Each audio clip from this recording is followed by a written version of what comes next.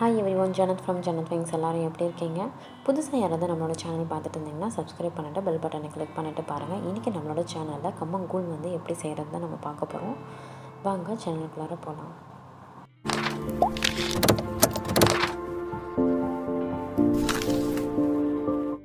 So இந்த pearl millet வந்து நம்ம சொல்கிறோம் இல்லையா, அது வந்து கம்பு. இந்த கம்பு வந்து பார்த்திங்கன்னா நம்ம தண்ணியில் வந்து ஊற வைக்கணும். ஒரு நாள் ஃபுல்லாக நீங்கள் இது ஊற வச்சுக்கோங்க. எவ்வளோ குவான்டிட்டி வேணுமோ அந்தளவுக்கு எடுத்து நீங்கள் ஊற வச்சுக்கோங்க.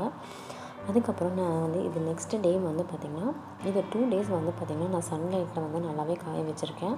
இப்போது இது வந்து நல்லா காஞ்சிருச்சு. இப்போது வந்து ஒரு பேனில் வந்துட்டு நம்ம நல்லா இது ஃப்ரை பண்ணிக்கலாம்.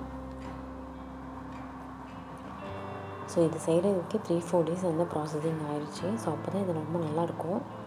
பாருங்கள், இந்த மாதிரி ஃப்ரை பண்ணணும். யூஸ்வலாக நீங்கள் ஊற வச்சுட்டு இந்த மாதிரி வெயிலில் காய வச்சு அதுக்கப்புறம் ஃப்ரை பண்ணால் நல்லாயிருக்கும். இல்லை நீங்கள் ஊற வைக்காமல் நார்மலாகவே இந்த மாதிரி ஃப்ரை பண்ணுறதாலும் பண்ணிக்கலாம். பட் ஊற வைக்கும்போதும் சரி, அப்போ தான் ரொம்ப நல்லாயிருக்கும் கம்பு. அது ஃப்ரை பண்ணும்போதே நல்லா ஸ்மெல் வரும்.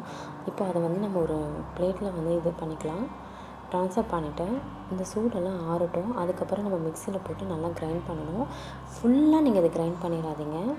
இது வந்து பார்த்திங்கன்னா பாதியாக மட்டும்தான் கிரைண்ட் பண்ணணும். அப்போ தான் நல்லாயிருக்கும். சாப்பிடும் போது கொஞ்சம் க்ரன்ச்சியாக சூப்பராக இருக்கும் கம்பு. அப்போ தான் பாருங்கள், இந்த அளவுக்கு நீங்கள் பவுட்ரு பண்ணால் போதும்.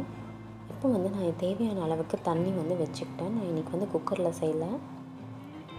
அவ்வளோதான். நம்ம அரைச்ச இந்த கம்பு இருக்கு இல்லையா, இதில் ஆட் பண்ணிக்கலாம். ஆட் பண்ணி கொஞ்சம் கலக்கி விட்டுக்கோங்க. நம்ம இது ஓப்பனில் வச்சுருக்கறனால அப்பப்போ நம்ம கலக்கி வச்சுக்கலாம். பாருங்கள், இந்த அளவுக்கு ஆயிடுச்சு. பட் கொஞ்சம் டைம் எடுக்கும். குக்கர் விட இதை செய்கிறது ரொம்ப டைம் எடுக்கும் உங்களுக்கு. பாருங்கள், நம்ம கலக்கிக்கிட்டே இருக்கலன்னா அடி பிடிக்கும். அதுக்கப்புறம் நம்ம வந்துட்டு ஒரு பிளேட்டில் ட்ரான்ஸ்ஃபர் பண்ணிவிட்டு ஆறுனதுக்கப்புறம் தண்ணியை தொட்டு நீங்கள் உருண்டை பிடிங்க. நான் ஃபஸ்ட்டு ஒரு சின்ன உருண்டை தான் பிடிச்சிருக்கேன். அதுக்கப்புறம் நம்ம வந்து பெரிய குவான்டிட்டியில் நல்லா பெருசாகவே உருண்டை பிடிச்சிருக்கேன்.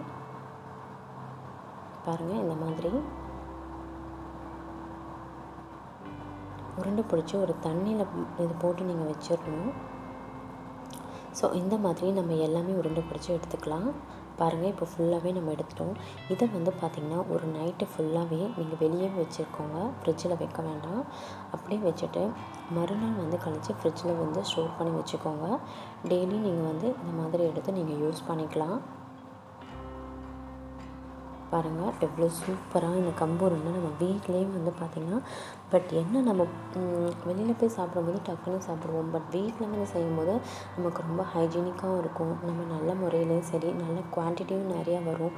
நம்ம எல்லோரும் இதை வந்து ஷேர் பண்ணி சாப்பிட்லாம். இதில் நான் வந்துட்டு ஆல்ரெடி வீடியோவில் நான் அப்லோட் பண்ணியிருக்கேன். இதோட பெனிஃபிட்ஸ் எல்லாம் என்னென்ன இருக்குதுன்னு சொல்லிட்டு.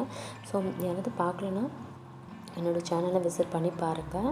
பேர்ல் மில்லட்ஸோட நிறைய பெனிஃபிட்ஸ் வந்து நான் போட்டிருக்கேன் சேனலில். ஸோ இது வந்து ரொம்ப ஸ்ட்ரென்த்தான ஃபுட்டுன்னு சொல்லுவாங்க. பட் இது வந்து பார்த்திங்கன்னா இப்போ நெக்ஸ்ட்டு வந்து நம்ம இதை வெளியே வச்சுட்டு அதுக்கப்புறம் நெக்ஸ்ட் டே அந்த தண்ணியோடு சேர்த்து நீங்கள் வந்து ஃப்ரிட்ஜில் ஸ்டோர் பண்ணி வச்சுக்கலாம்.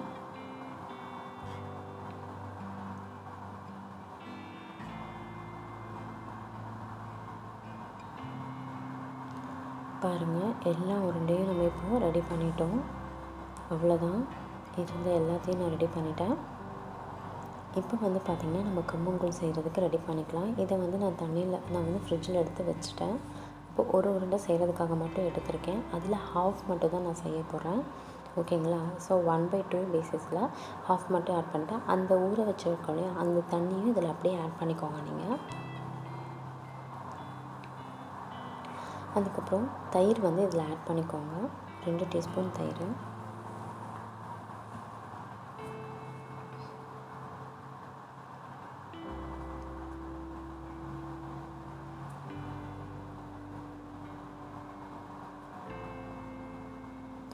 தேவையான அளவுக்கு சால்ட் வந்து இதில் ஆட் பண்ணிக்கோங்க. இது நீங்கள் ஸ்பூனில் மிக்ஸ் பண்ண முடியாது. நீங்கள் கையில் தான் வந்து கொஞ்சம் பிசைஞ்சு எடுக்கணும். அதுக்கப்புறம் குட்டி குட்டியாக ஆனியன் வந்து இதை கட் பண்ணிக்கோங்க. இதை வந்து கம்மங்கூழ் பொறுத்த வரைக்கும் இந்த மோர் மிளகான்னு சொல்லுவாங்க அது, அப்புறம் மேங்கோ பிக்கல், அப்புறம் இந்த வடகம், ஸோ இந்த மாதிரி கூடலாம் வச்சு கூட நம்ம சாப்பிட்டுக்கலாம். பாருங்கள், இப்போ நம்மளுடைய கம்மங்கூழ் வந்து ரெடி ஆகிடுச்சு. இதை அப்படியே ஒரு கிளாஸ்க்கு ட்ரான்ஸ்ஃபர் பண்ணிக்கலாம். அவ்வளோதான். ரொம்ப சூப்பரான ஒரு கம்மங்கூழ் வந்து வீட்லேயே நம்ம ரெடி பண்ணிட்டோம். இது வெறும் கம்மங்கூழ் இந்த மாதிரியும் நீங்கள் எடுத்துக்கலாம்.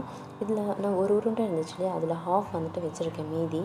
இதை வந்து நீங்கள் பார்த்திங்கன்னா இது வந்து நான் பருப்பில் இப்போ இதை ஆட் பண்ணியிருக்கேன். இது காரக்குழம்பு, புளிக்குழம்பு இதில் எதில் வேணாலும் நீங்கள் வந்து சாப்பிட்டுக்கலாம்.